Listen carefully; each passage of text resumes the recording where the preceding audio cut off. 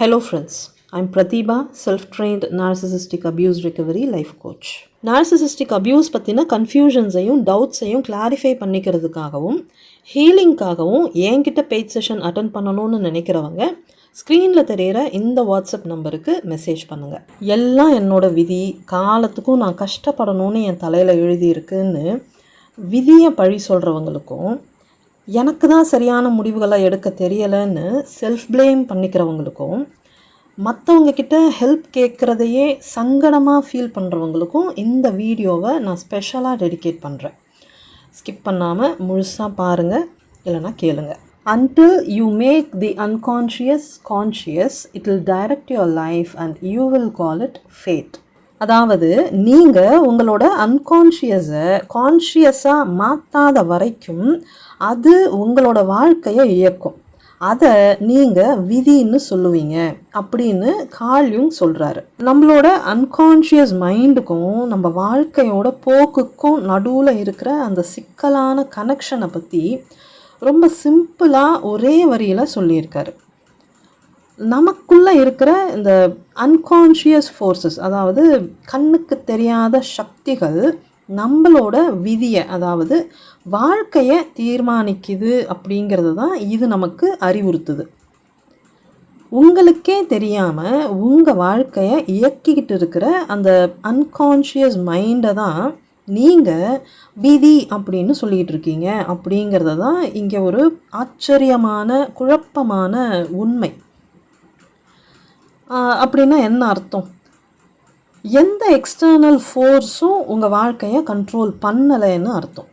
உங்களுக்குள்ளே இருக்கிற சக்தி தான் உங்கள் வாழ்க்கையை இயக்கிக்கிட்டு இருக்குதுன்னு அர்த்தம். ஸோ உங்கள் கண்ணுக்கு தெரியாமல் உங்களுக்குள்ளே இருக்கிற அந்த சக்தியை நீங்கள் உணராமல் இருக்கிற பட்சத்தில் ஒன்று விதி மேலே பழி போட்டுருவீங்க, இல்லைன்னா உங்கள் மேலேயே நீங்கள் பழியை சுமத்திப்பீங்க. ரொம்ப குழப்பமாக இருக்குது இல்லையா? இந்த குழப்பம் தெரியணும்னா முதல்ல இந்த அன்கான்ஷியஸ் மைண்டை பற்றி இன்னும் கொஞ்சம் டீட்டெயிலாக தெரிஞ்சுக்கணும். இந்த அன்கான்ஷியஸ் மைண்டுங்கிறது என்னன்னு பார்த்தீங்கன்னா, நம்மளோட கான்ஷியஸுக்கு அப்பாற்பட்டு நமக்குள்ளே மறைஞ்சு இருக்கிற மிகப்பெரிய ஒரு நிழல் உலகம் அப்படின்னு இதை சொல்லலாம். அன்கான்ஷியஸ் மைண்டை நம்மளோட ஷேடோ அப்படின்னு சொல்லுவாங்க. நம்மளோட கான்ஷியஸ்க்கு வெளியே இருக்கிற உணர்வுகள், எண்ணங்கள், தூண்டுதல்கள் மற்றும் நினைவுகளை எல்லாம் இந்த நிழல் உலகம் தேக்கி வச்சுருக்கோம். இந்த இன்ஃபர்மேஷன்ஸ் எல்லாம் அன்கான்ஷியஸ் மைண்டில் போயிட்டு எப்படி ஸ்டோர் ஆகுது அப்படிங்கிறத இப்போ பார்க்கலாம். இது நம்ம ஒரு 5 மாத கருவாக இருக்கும்போதுலேருந்தே இந்த ப்ராசஸ் ஸ்டார்ட் ஆகிடும். Sensory impressions, emotional reactions and interaction patterns இதையெல்லாம் நம்மளோட இந்த நிழல் உலகம் ரெக்கார்ட் பண்ணி வச்சுக்கும். இதெல்லாம் வார்த்தை வடிவமாக இல்லாமல் ஸ்டோர் ஆகும், ஜஸ்ட் உணர்வுகளாக ஸ்டோர் ஆகும். ஏன்னா குழந்தைகளோட பிரெயின் உணர்வுகளை வார்த்தைகளாக வெளிப்படுத்துறதுக்கு பழகிறதுக்கு முன்னாடி எல்லாத்தையும் உணர்வு பூர்வமான நினைவுகளாக உருவாக்கி ஸ்டோர் பண்ணிக்கும். இதெல்லாம் ஏர்லி லைஃப் எக்ஸ்பீரியன்சஸ்.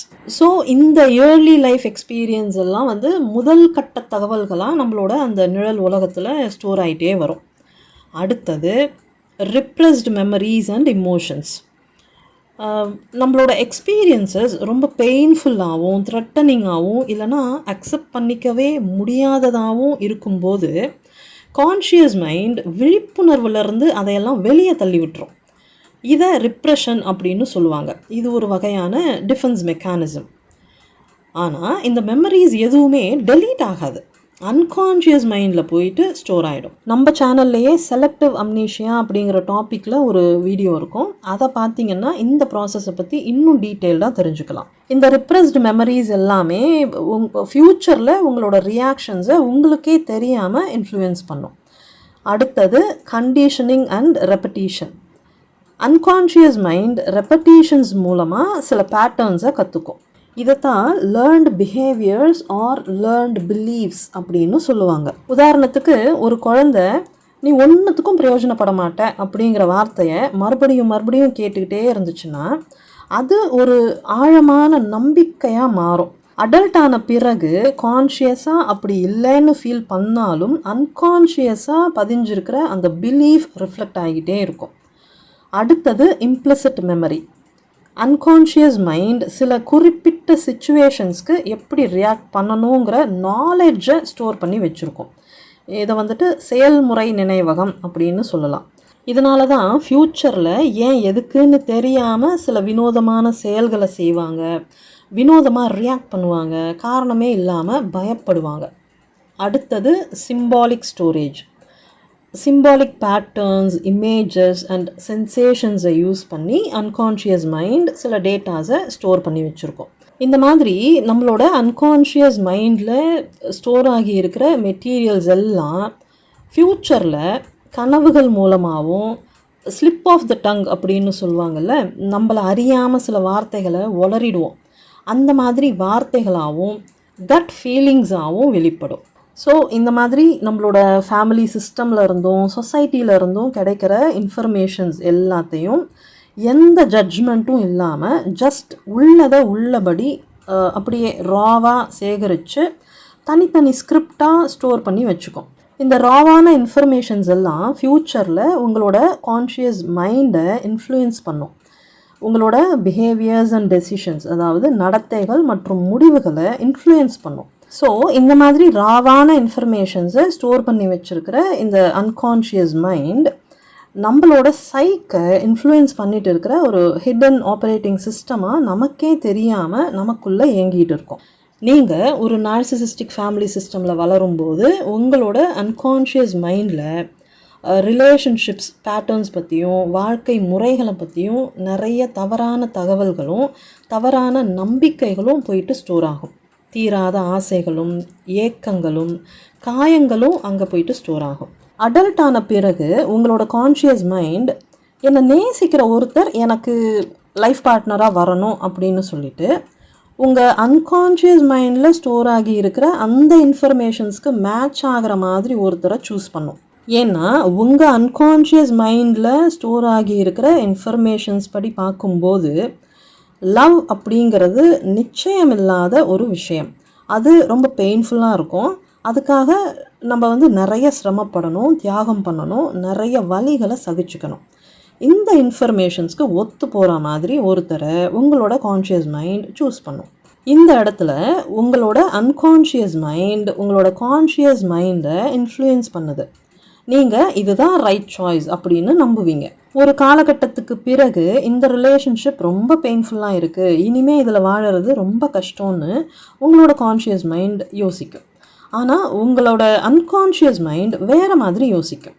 இதிலிருந்து தப்பிக்கிறது முடியாத காரியம், வெளியே போனால் இதை விட பெரிய சிக்கலில் மாட்டிப்போம், கடவுள் தான் நம்மளை காப்பாற்றணும், கடவுள் தான் நமக்கு இப்படி ஒரு வாழ்க்கையை விதிச்சிருக்காரு, ஸோ நம்ம இந்த வலியை எல்லாம் அனுபவிச்சே ஆகணும், ஆல்ரெடி இது நமக்கு இவ்வளோ காலம் பழகி போச்சு, இதுக்கு மேலே எதுக்கு புதுசாக ரிஸ்க் எடுக்கணும், அந்த அளவுக்கு ரிஸ்க் எடுத்து நம்ம வெளியே போனாலும் நல்லா இருப்போங்கிறதுக்கு என்ன கேரண்டி இருக்குது, அதுக்கு இப்படியே வாழ்ந்து முடிச்சிடலாம். இந்த மாதிரி பலவிதமான எண்ணங்களோட இந்த ரிலேஷன்ஷிப்பை கண்டினியூ பண்ணிக்கிட்டு இருப்பீங்க. இதெல்லாம் நீங்கள் கான்ஷியஸாக எடுக்கிற முடிவுகள்னு நீங்கள் நினச்சிக்கிட்டு இருப்பீங்க. ஆனால் உங்களோட அன்கான்ஷியஸ் மைண்ட் உங்கள் கான்ஷியஸ் மைண்டை இன்ஃப்ளூயன்ஸ் பண்ணிக்கிட்டு இருக்குது அப்படிங்கிறது தான் உண்மை. இதுதான் சைக்கலாஜிக்கல் ட்ரூத். இந்த அவேர்னஸ் இல்லாததுனால நிறைய பேர் நிறைய தவறான நம்பிக்கைகளோடு வாழ்ந்துக்கிட்டு இருப்பீங்க. உங்களுக்கு இன்னும் தெளிவாக புரிகிற மாதிரி சொல்லணுன்னா, கான்ஷியஸ் மைண்டுங்கிறது உங்கள் வாழ்க்கைங்கிற கப்பலோட கேப்டன் மாதிரி. ஸோ அந்த கப்பலோட கண்ட்ரோல் கான்ஷியஸுங்கிற அந்த கேப்டன் கிட்ட இருக்கும்.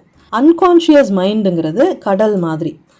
அந்த கப்பல் சீராக பயணிக்குதா இல்லைன்னா தூக்கி எறியப்படுதாங்கிறத அந்த கடலோட தன்மை தீர்மானிக்கும். உங்களுக்குள்ளே இருக்கிற அந்த unprocessed drama, unhealed emotional wounds, தவறான நம்பிக்கைகள், பயம், அச்சம் இதெல்லாம் புயலாக மாறி கடலில் சீற்றத்தை ஏற்படுத்தி கப்பலோட பயணத்தை நாசம் பண்ணிக்கிட்டே இருக்கும்.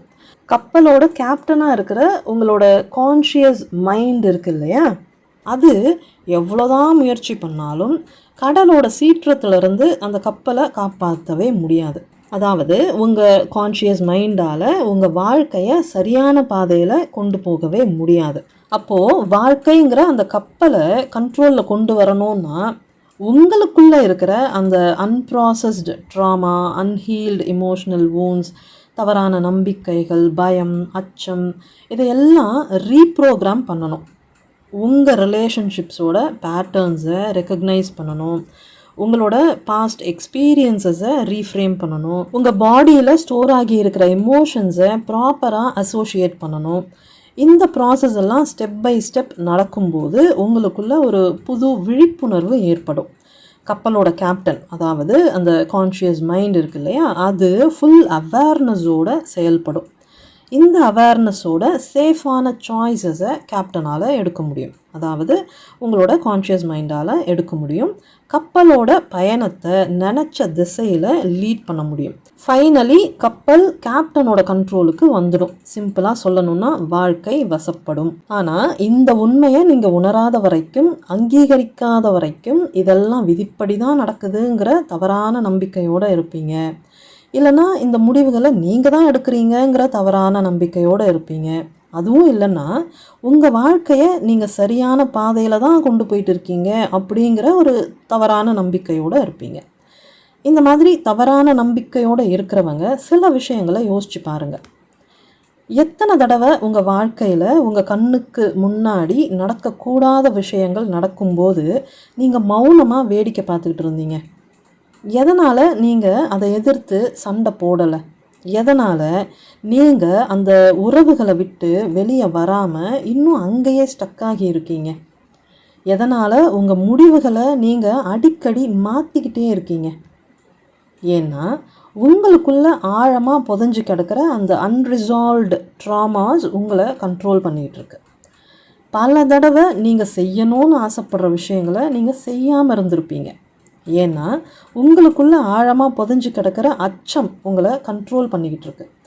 பல சமயம் செய்யக்கூடாத விஷயங்களை செஞ்சு சிக்கலில் மாட்டியிருப்பீங்க. ஏன்னா உங்களுக்குள்ள ஆழமாக புதைஞ்சு கிடக்கிற ஏக்கம் உங்களை கண்ட்ரோல் பண்ணிக்கிட்டு இருக்கு. மற்றவங்கக்கிட்ட உதவி எடுத்துக்கிறத வீக்னஸாகவும் அவமானமாகவும் நினச்சிக்கிட்டு யாரோட உதவியும் இல்லாமல் என்னோட பிரச்சனைகளை நானே சமாளிச்சுப்பேன் அப்படின்னு சொல்லி தேவைப்படுற சைக்கலாஜிக்கல் ஹெல்ப்பை எடுத்துக்காமல் செய்யக்கூடாத தவறுகளை மேலும் மேலும் செஞ்சுக்கிட்டே இருப்பீங்க. ஏன்னா உங்களுக்குள்ள ஆழமாக புதைஞ்சு கிடக்கிற தவறான மோட்டிவேஷன்ஸ் உங்களை கண்ட்ரோல் பண்ணிக்கிட்டு இருக்கு.